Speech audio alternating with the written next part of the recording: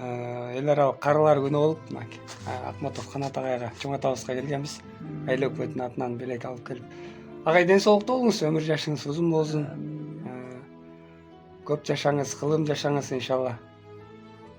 Жаштарга эле өмүрдү биз болду жашадык.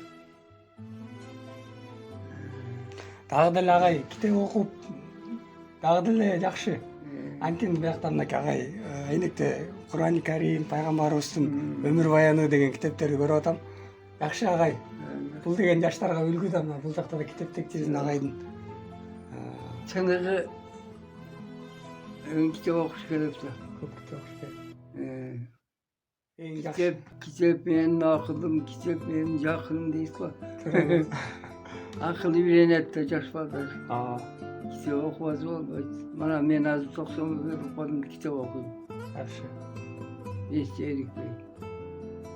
Gününe 50 varak. Kitap çok elmek. Ошону ширле кирип келип эле китептерибизди көрүп эле айттым агай.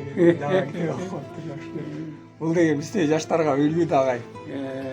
Жакшы, разы болсун. Ден соолукта болуңуз, өмүр жашыңыз узун болсун, оорубаңыз агай.